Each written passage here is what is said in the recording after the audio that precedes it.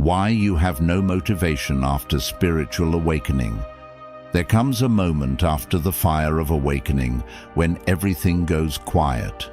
No more chasing, no more noise, no more hunger for what once felt like purpose. And so we mistake the silence for failure. We ask, why do I feel nothing now?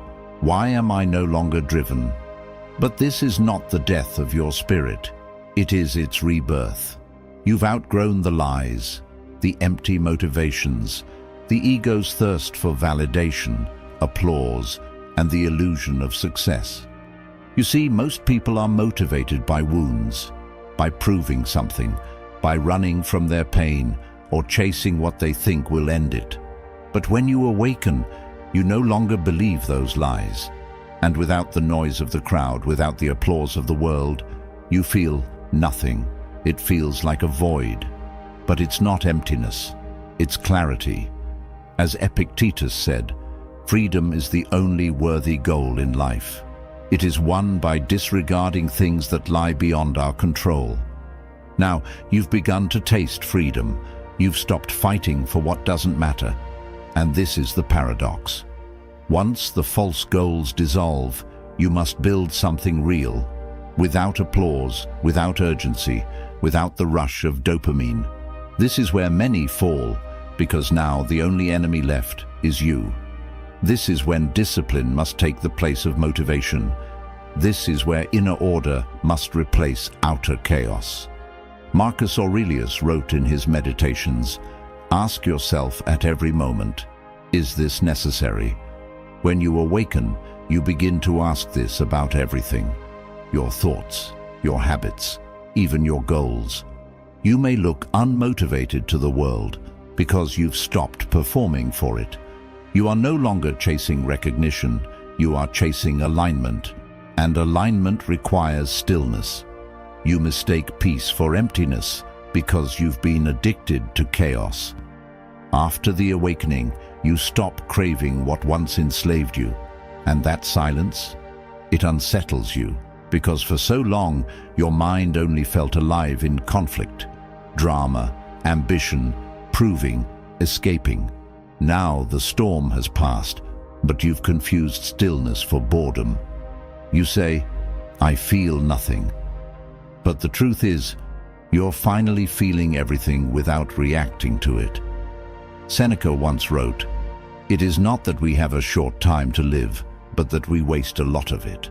And that's what's happening now. You're seeing how much time was wasted chasing shadows, and how foreign it feels to just be, without rushing, without escaping. But don't retreat back into the fire just because peace feels unfamiliar. This isn't a loss of motivation, it's the birth of sovereignty. You are no longer pulled by pleasure or fear. You are finally sitting at the table with your own mind, and you're learning how to rule it, not run from it. And when that mastery comes, you will act, not from impulse, but from virtue. That's not something 99% of people can understand. But we do, because we've walked through that same silence. And on the other side of it is power. You are no longer a slave to impulse, and that feels like death to the ego. Before the awakening, your identity was built on reaction. Every feeling pulled a string. Every thought became action. You mistook movement for meaning, but now you hesitate. You don't chase every pleasure. You don't respond to every insult. You don't even feel the urge to explain yourself anymore. To others, you've gone quiet. But internally, you've become dangerous, because the man who doesn't react terrifies those who manipulate through emotion. Zeno, the founder of our way, once said, "Man conquers the world by conquering himself." That's what you're doing now, and it's terrifying for your ego, because it no longer gets fed. No more validation, no more revenge, no more chasing temporary highs to escape deeper wounds. You've stepped into power, not the kind that dominates others, but the kind that doesn't need to. Now, every step you take is deliberate. Every word is chosen. Every silence is a sword. You're not less motivated.